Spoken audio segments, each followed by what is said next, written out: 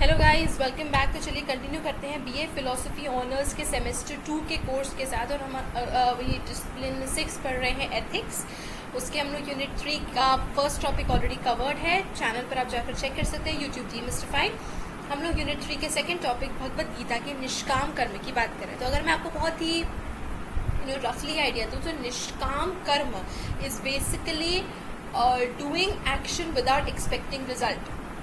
ठीक है, आप अगर ये चाह रखें कि मैं ऐसा करूँगा तो मुझे ऐसा होगा, मैं ऐसा करूँगा तो अगर आप करोगे कि मैं अगर 100 रुपये दान करूँगा तो मुझे आशीर्वाद मिलेगा या मेरे साथ अच्छा होगा या एनीथिंग लाइक दैट, तो दैट इज़ नॉट निष्काम कर्म। निष्काम कर्म जब आप काम कर रहे हो विदाउट द एक्सपेक्टेशन कि आपको कुछ मिलेगा। If the path of knowledge demands that an aspirant exercises self-control to know the distinction between the abiding Atman and non-abiding ego, so as to give up the notion of a doer, there is likely to be doubt in the mind of a person whether this amounts to renouncing all activity. तो जब path of knowledge की बात करते हैं, जो हमने पहले वाले और पिछले वीडियो में ऑलरेडी पढ़ा था, the three fold path by the Upanishad, that is the path of knowledge, action and devotion. तो उसमें नॉलेज में कहा जाता है कि आत्मन और नॉन अबाइडिंग ईगो, मतलब डिस्टिंक्शन होना चाहिए कि what is the distinction between atman and what is the ultimate reality वगैरह। तो एक नोशन फॉर्म होता है कि हम सभी एक्टिविटीज़ को रिनाउंस कर दें, वर्ल्डली जितनी भी एक्टिविटीज़, जितने भी काम है, सभी को रिनाउंस कर दिया जाए। लेकिन ये doubt is dispelled by the Bhagavad Gita, which advocates the path of action, कर्म योग, as strongly as the path of knowledge. लेकिन ये डाउट जो आता है कि अच्छा क्या मतलब पाथ ऑफ नॉलेज के अकॉर्डिंग, तो मतलब क्या हम लोग सारी दुनिया की चीज़ें छोड़ के एंड सन्यासी जीवन लीजिए, समथिंग लाइक दैट। लेकिन ये डाउट खत्म हो जाता है जब हम भगवद गीता के बारे में बात करते हैं। और भगवद गीता में पाथ ऑफ एक्शन, जिसे कर्म योग कहा जाता है, उसे पाथ ऑफ एक्शन के बराबर ही माना जाता है। Insight into the nature of reality does not abolish the need of an active life, without which an aspirant can neither continue to live successfully nor can he adopt either self-control or the worship of God for attaining moksha. तो अगर हमें nature of reality, ultimate nature of reality को पता करना है, इसका मतलब ये नहीं है कि हम एक एक्टिव लाइफ को छोड़ दें, कि हम दुनिया में जीना छोड़ दें, सन्यासी बन जाए, जो एक्टिव वर्ल्डली लाइफ उसमें एंगेज करना छोड़ दें। The enunciation of karma yoga in Bhagavad Gita is the most convincing proof of the acceptance of the scientific or the empirical aspect of Vedic philosophy as the means of attaining liberation. तो जब हम कर्म योग के accept करने की बात करते हैं तो भगवद गीता में ये जो है वो वेदास का सबसे साइंटिफिक प्रूफ है कि वेदास कितने साइंटिफिक है, कितने रियलिस्टिक है। ऐसा नहीं कि वो बोल रहे हैं कि सब कुछ आप वर्ल्डली प्लेजर्स, वर्ल्डली काम, आपकी ड्यूटी वगैरह छोड़ दो। The entire discussion of the Karma Yoga in the third discourse centers on the idea that the concept of the various devtas or physical entities given in the Vedas is intimately associated with diversity of action, visamvratana, which a man must adopt in order to be successful in his practical life and in order also to attain liberation. तो वेदास में जो देवताओं की बात करी गई है, जो कर्मयोग की बात करी गई, मतलब ये बेसिकली जो ये विषमव्रत डाइवर्सिटी ऑफ एक्शन, कि आप अलग आपकी सभी ड्यूटीज़ को फुलफिल करिए, ये जो है वो एक मैन को अडॉप्ट करना चाहिए ताकि वो लिबरेशन भी अटेन कर सके, साथ ही साथ उसकी जो लाइफ है उसे भी सक्सेसफुल बना सके, मतलब अपनी सारी ड्यूटी को भी फुलफिल कर सके। To avoid confusion between the significance of ज्ञान योग and कर्म योग, which are ultimately inseparable though distinguishable, the author of the Bhagavad Gita first points out that the path of knowledge is meant for the followers of Samkhya, that is, persons whose minds have been prepared by true knowledge and self-control, and the path of action is meant for the yogins, that is, persons who attain true knowledge through action or duty performed without any selfish end. तो यहाँ पे भगवद गीता के जो author है उन्होंने कहा है कि जो ज्ञान योग है और जो कर्म योग है, that is the path of knowledge, और पाथ ऑफ एक्शन जो है वो इनसेपरेबल है। दोनों को हम लोग अलग कर सकते हैं, डिस्टिंग्विश कर सकते हैं, मतलब दूसरों के बीच का डिफरेंस बता सकते हैं, बट दे आर इनसेपरेबल, दोनों का होना है। तो उन्होंने ये कहा है कि पाथ ऑफ नॉलेज यानी ज्ञान योग उन लोगों के लिए जो सांख्या को फॉलो करते हैं, यानी कि वो लोग जिन्होंने अपने माइंड को सेल्फ कंट्रोल से प्रिपेयर किया है, ट्रू नॉलेज से अपने माइंड को स्ट्रॉन्ग किया है। और कर्म योग यानी पाथ ऑफ एक्शन उन लोगों के लिए जिन्होंने अपनी ड्यूटी को परफॉर्म करके अपने माइंड को प्रिपेयर किया है। Both paths aim at self purification and lead to the same goal. दोनों का रास्ता अलग अलग है, लेकिन दोनों ही रास्ते एक ही गोल की तरफ ले जाते हैं, जो कि प्योरिफिकेशन, सेल्फ प्योरिफिकेशन। जो दोनों पाथ है may be adopted by persons with different Bent's of mind, But just as disinterested action as a spiritual discipline leads to true knowledge, similarly true knowledge of Brahman can also and also the world prompts the wise man not to give up action but to give up attachment towards action. तो एक जो इंसान अपनी duty follow करने में interested नहीं है वो पाथ ऑफ नॉलेज के थ्रू अटेन कर सकता है, और जो अपनी ड्यूटी फॉलो करने जिसको ये नहीं हो रहा है कि how can I leave my duty, how can I not abandon everything, तो उसके वो जो है वो पाथ ऑफ एक्शन को फॉलो कर सकता है.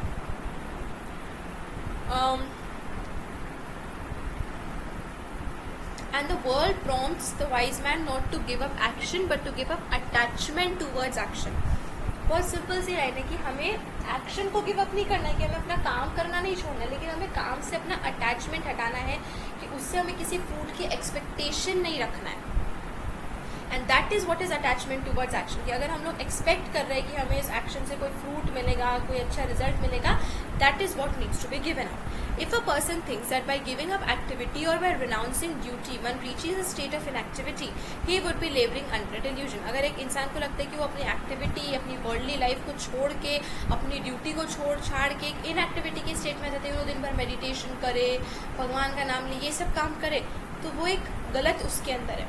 The mere renunciation of activity can never make a person attain perfection. सिर्फ एक्टिविटी को छोड़ना, वर्ल्डली लाइफ से आपको दूर हो जाना, ये मतलब अटेनमेंट आपको परफेक्शन नहीं मिलेगी.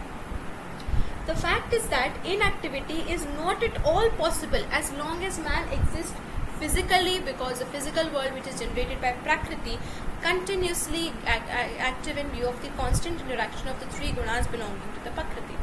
तो फैक्ट ये है कि इनएक्टिविटी तब तक पॉसिबल ही नहीं है जब तक आप एक फिजिकल बॉडी में एग्जिस्ट कर रहे हो, क्योंकि आपके फिजिकल बॉडी में, मतलब आपकी बॉडी में जो तीन गुणास है वो कंटिन्यूसली प्रकृति जो कि नेचर है उसके साथ इंटरैक्ट कर रही है. तो जब तक आप फिजिकल बॉडी में हो आपके लिए पॉसिबल नहीं है कि आप एक इनएक्टिव स्टेट में आ जाओ.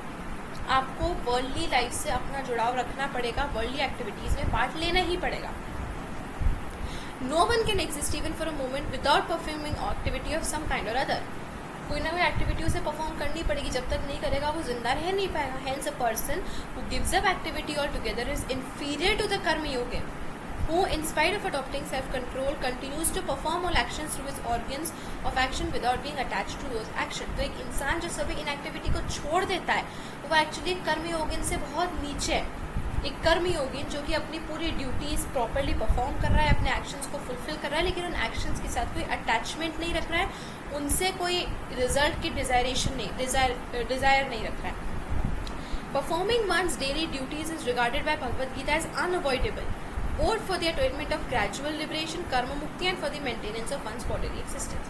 तो भगवद गीता के अकॉर्डिंग अपने ड्यूटीज़ को फॉलो करना दोनों लिबरेशन के लिए भी ज़रूरी है, ग्रेजुअल लिबरेशन के लिए भी, और बॉडीली एग्जिस्टेंस के लिए भी ज़रूरी कि बॉडी को भी जिंदा रखने के लिए.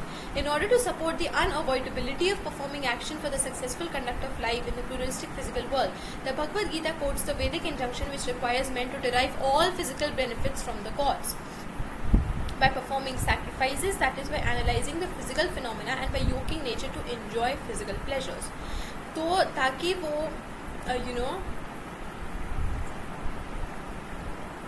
भगवद गीता जो है वो यहाँ पर वेदास को रेफर करते हुए कहते हैं कि सभी मैन को अगर अपने सारे फिजिकल बेनिफिट्स को एंजॉय करना है तो उन्हें सैक्रिफाइसेस भी परफॉर्म करने पड़ेंगे, गॉड से उन चीज़ों के बारे में मांगना पड़ेगा और नेचर से मांगना पड़ेगा ताकि वो सभी प्लेजर्स को इन्वोक कर सके. When the Bhagavad Gita urges that men and God should both attain the supreme good by mutual give and take, that what is meant is that man, being intelligent, should utilize scientific knowledge about the material world for the ultimate purpose of attaining perfection. We have mentioned that man should enjoy the benefits he receives from nature by engaging in activity and by rendering service and self-sacrifice. तो वो उसे अपनी duty भी perform करते जाना है, उसे अपनी सर्विस देती जाना है, सेल्फ सैक्रिफाइस करते जाना है, साथ ही साथ नेचर जितनी भी प्लेजर्स प्रोवाइड कर रहा है उसे भी एक इंटेलिजेंट मैन को एंजॉय करते जाना है. If a person enjoys worldly pleasures without performing his duties and sacrifices towards God, that is, without making offerings for his action towards nature, he should be considered a thief. अगर एक इंसान nature को, सारे worldly pleasures को पूरी तरीके से enjoy कर रहा है और उसके लिए अपने ड्यूटी परफॉर्म नहीं कर रहा है, मतलब उसकी तरफ वो सैक्रिफाइसेस नहीं कर रहा है, भगवान को, नेचर को ऑफर नहीं कर रहा है जो चीज़ वो ले रहा है, मतलब वो नेचर से सभी चीज़ों को एंजॉय तो कर रहा है, लेकिन अगर इन रिटर्न वो उनको कुछ ऑफर नहीं कर रहा है, कुछ सैक्रिफाइस नहीं करना है, तो वो एक थीफ है, एक चोर है जो सिर्फ प्लेजर्स को चुरा रहा है और कुछ दे नहीं रहा है बदले में. The performance of sacrifice towards gods also means sharing the benefits received from natural forces with our fellow men. Sacrifice perform करने का मतलब ये भी है कि जो resources हमें मिले गॉड से, हम उसको अपने fellow men के साथ भी share करें. A spiritual communism is expected by the Indian sages who declare that a person who does not share his meals with others and who cooks only for filling his own belly is a criminal and sinful. तो यही कहा गया Indian sages ने कि जो सिर्फ अपने लिए काम करता है, दूसरों के साथ शेयर नहीं करता है, वो सिंफुल है, वो पापी है. This utilitarianism is beautifully expressed in the following verse of the Bhagavad Gita. The good who partake of the remnants of a sacrifice are freed from all sins, but those sinful persons who cook for their own sake partake of sin. तो जो लोग सिर्फ अपने लिए करते हैं, अपने लिए खाना बनाते हैं, खाना बनाना is a metaphor of course, जो सिर्फ अपने लिए काम करते हैं, ऑफ कोर्स वो लोग जो है वो पापी हैं. और जो दूसरों के लिए भी काम करते हैं, जो दूसरों के लिए भी अपने सैक्रिफाइस करते हैं, दूसरों की मदद करते हैं, they are free from all sins, from all पाप. By declaring selfishness and hoarding as sin, Bhagavad Gita advocates an ethics which favors cooperation and humanitarianism. तो भगवद गीता cooperation और humanitarianism को support करते हैं. The recognition of the necessity of performing constant action with a view to produce wealth and fruit to bring about material prosperity for the human race shows that non-attachment to action means the performance of one's duty, not merely for the sake of duty but for social well-being. This aspect of Nishkam Karma Yoga indicates that unattached action is not to be identified with will that wills nothing, but it has a wide motive and a nobler purpose to be fulfilled than the selfish motive of satisfying sensual desires. तो निष्काम कर्म योग का यही aspect कि आपको अपनी duty करना है और साथ ही साथ आपको अपने काम करते हुए ह्यूमन रेस की प्रॉस्पेरिटी भी करना है, ना कि सिर्फ अपने लिए. तो एक तो आपको अपने एक्शन से कोई फ्रूट्स की डिज़ायरेबिलिटी नहीं रखना है कि मैं ऐसा काम करूँगी तो मुझे ऐसा मिलेगा, मैं ऐसा करूँगा तो मुझे इसका ये अच्छा रिजल्ट मिलेगा. जैसे कि मैं अगर लोगों की सेवा करूँगी तो मुझे खूब सारा पैसा मिलेगा, ये जो भी मतलब जो भी इस तरीके से. एक तो हमें कोई भी एक्शन से अपनी डिज़ायरेबिलिटी नहीं रखना है, हमें एक्शन से कोई अटैचमेंट नहीं रखना है. तो हम जो भी काम कर रहे हैं, हमारा जो भी प्रॉस्पेरिटी कर रहे हैं, वो सिर्फ अपने लिए नहीं करना है, पूरे ह्यूमन रेस के लिए करना है. And that is what is the right way.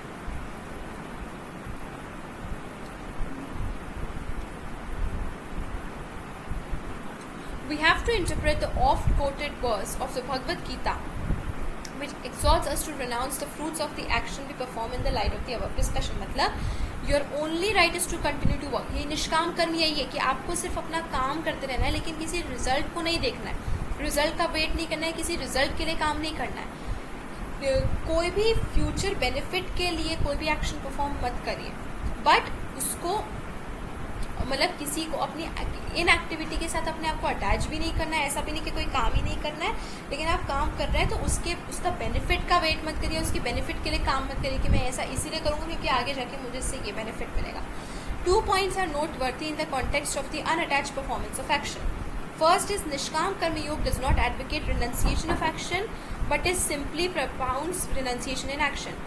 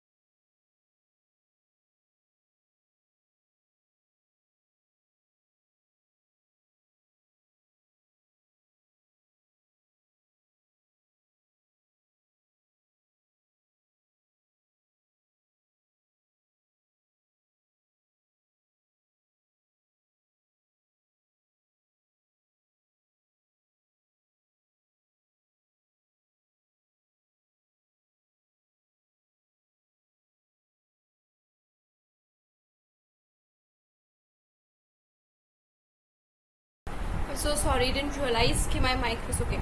2 points are noteworthy in the context of the unattached performance of action. The first point is that Nishkam Karma Yoga does not advocate renunciation of action, but it simply propounds renunciation in action.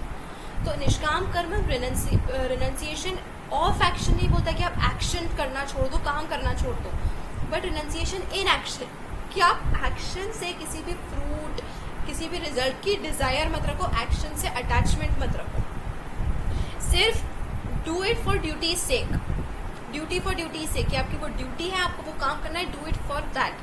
That is why we have categorically stated that one should not give up action in any state. कोई भी case में आपको काम करना, inactivity, word से renunciation नहीं करना है. दूसरी चीज़ है, when this ideal exhausts us not to have any motive of future benefit by performing the action and not to bother about good or bad consequences of the action, it does not falsify human psychology according to which no action can be motiveless. What it commands is that one should give up attachment to the motive in the sense of remaining unperturbed by the success or the non-success of the action. तो ये जो है वो human psychology की इस बात को falsify नहीं करता है कि हमारा एक्शन मोटिवलेस नहीं हो सकता. ओके, ह्यूमन साइकोलॉजी कहता है कि हमारा कोई भी एक्शन मोटिवलेस नहीं हो सकता. हम जो भी करते हैं, खाना भी खा रहे हैं तो इसलिए खा रहे हैं ना क्योंकि भूख लग रही है, अगर भूख नहीं लगी तो शायद खाना भी ना खाए. तो ह्यूमन साइकोलॉजी का कहना है कि कोई भी एक्शन जो है वो मोटिवलेस नहीं होता है, हर एक्शन का एक मोटिव होता है. तो वो इस चीज़ को डिनाई नहीं करते हैं, इट इज़ ट्रू, लेकिन वो यही बोल रहे हैं कि हमें उस मोटिव से अटैचमेंट गिव अप करना है, कि उसका हमें जो भी रिजल्ट मिलेगा हमें उस रिजल्ट की इच्छा नहीं रखना है. हमें ये नहीं देखना है कि ये एक्शन से हमें ये मिलेगा, मिलेगा तो मिलेगा, let it be. Good and bad उसके कॉन्सिक्वेंसेज एक्शन के होना है, लेकिन आप में उस कॉन्सिक्वेंस के लिए कोई भी डिजायर नहीं होना चाहिए that you are doing that action for that consequence. Of course if you are doing something उसका कॉन्सिक्वेंस प्रोड्यूस होगा, but it is that you should not be willing for that consequence. आपको उस मोटिव से, उस consequence से attachment छोड़ना है. If motiveless action is a psychological impossibility, then Nishkam Karma Yoga, which literally means engaging in action without desire, would have no significance at all.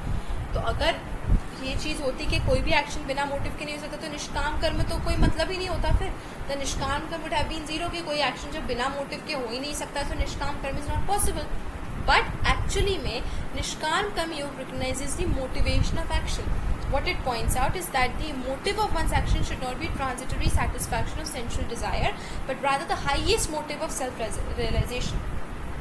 तो निष्काम कर्म पूरी तरीके से बोलता है कि एक्शन के लिए हमारे पास मोटिवेशन होना चाहिए, लेकिन हमें उस कॉन्सिक्वेंस को डिज़ायर नहीं करना चाहिए, उसके लिए उसको विश नहीं करना चाहिए. We have already stated that only in comparison with the higher stage of self-realization, knowledge of the empirical world is to be considered of lower status. तो निष्काम कर्म योग के दो मोटिव है. One which must be tacitly accepted by the aspirant. The first is आत्मशुद्धि. निष्काम कर्म के सिर्फ दो मोटिव होने चाहिए. पहला है आत्मशुद्धि, जिससे हमारा हार्ट का प्योरिफिकेशन हो रहा है, और second is subserving the purpose of God. ईश्वर के पर्पस को पूरा करना, कि जिस काम के लिए भगवान ने हमें धरती पे भेजा है उस काम को पूरे करना, अपने पर्पस, अपनी ड्यूटी को पूरा करना. The aim of the first motive is self conquest and that of the latter is self surrender to God. तो पहले मोटिव का एम है जिसमें आत्मशुद्धि करें, सेल्फ कॉन्क्वेस्ट, अपने ऊपर विजय करना, अपने हार्ट, अपने माइंड, अपने सेंसेस, अपने डिज़ायर्स, अपने ग्रेटिफिकेशन के ऊपर कंट्रोल होना. और सेकंड जो है वो ईश्वर के पर्पस को पूरा करना, मतलब गॉड को सरेंडर कर देना in everything. To become free from all fear, that is अभय की स्टेट में, सभी डर से, सभी उससे मुक्त हो जाना, मतलब अपने आप को गॉड को सरेंडर कर देना.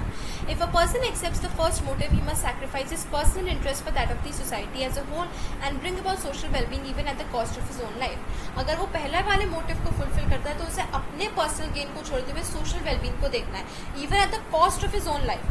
अगर उसकी जान को खतरा है तो भी उसे सोशल काम करना है, अपने पर्सनल उसको छोड़ते हुए. If the second motive is accepted, the aspirant must go on working for the well-being of all living creatures, taking himself to be an instrument in the hands of God. और अगर वो second motive को pickup करता है, second motive को fulfil करने के लिए, तो उसे सभी क्रीचर्स का वेलबींग करना है, साथ ही साथ अपने लिए भी सोचना है. डिफरेंस ये कि पहले वाले में वो अपने बारे में नहीं सोचेगा, सिर्फ वो अपना ही करेगा कि अगर मैं ये सोशली कोई काम कर रहा हूँ सभी के लिए तो मुझे करना चाहे, उसमें उसकी जान भी चले जाए. लेकिन सेकेंड मोटिव में उसे अपना ख्याल रखते हुए सबका वेलबींग करना है, कि he himself has to be a part of that thing, तभी जाके वो गॉड को सरेंडर कर पाएगा, सेकेंड मोटिव फुलफिल हो पाएगा. तो सेल्फ रियलाइजेशन और गॉड रियलाइजेशन दो गोल्स हैं, one of which is accepted by the aspirant when he performs action without any personal motive. तो दोनों में से या तो सेल्फ रियलाइजेशन या गॉड रियलाइजेशन, इन दोनों में से कोई एक ही मोटिव जो है वो कोई एस्पिरेंट वो पिकअप कर पाएगा. The climax of human culture and the zenith of civilization that the human race was supposed to have reached by adoption of the scientific modes of thought and investigation cannot be regarded important as long as dejection and despondency, denial and disbelief, and danger and death continue to haunt the human soul. तो जब तक हम लोग जब तक हम लोग denial, disbelieve, danger, death, इन सब चीज़ों से डरते रहेंगे, तब तक हमारी ह्यूमन सोल जो है वो डरती रहेगी. A dispassionate analysis of the situation would make every rational see that what man needs most today is a sense of duty, a feeling of self-devotion, self-sacrifice and self-denial. तो एक ये ज़रूरी है कि हर एक इंसान को आज के समय में ज़रूरी है self devotion, self sacrifice, self denial, अब एक सेंस ऑफ ड्यूटी लाना कि अगर ये मेरी ड्यूटी है तो मैं इसको फुलफिल करूँ. Such a sense of duty and devotion to the well-being of humanity cannot be aroused and achieved by the adoption of the Nishkam Karma Yoga motivated by the stimulus of self-purification. Pragmatic modern man would not accept an empty ideal. आज के समय में हम लोग pragmatic है, हम लोग by reason, bye rational चलते हैं, तो हम लोग कोई भी काम बिना किसी उसके कॉन्सिक्वेंस के एक्सेप्ट नहीं करेंगे कि जब तक हमें किसी चीज़ से कुछ मिलेगा तभी हम उस काम को एक्सेप्ट करेंगे. Hence, the ideal of performing duty without personal interest, yet pregnant with the possibility of the enhancement of one's personality and self-purification on one hand, and of the well-being of humanity on the other, is most appealing to modern mind. तो हमारे लिए आज भी निष्काम कर्मयोग, हम लोग क्या निष्काम कर्मयोग भी हम लोग अगर फॉलो करते हैं तो हम लोग किस उसके साथ डिज़ायर के साथ कहते हैं कि हमारी सोल प्योरीफाई हो रही है. हम लोग अगर दूसरों की भला भी करते हैं, वेलबींग भी करते हैं, तो ये हमारी सोल प्योरीफाई हो रही है, हम लोग गॉड को सरेंडर कर रहे हैं. So this is something that the modern mind cannot leave. It is the most appealing to the modern mind. With that, हमारे Unit 3 का Part 2 is also over.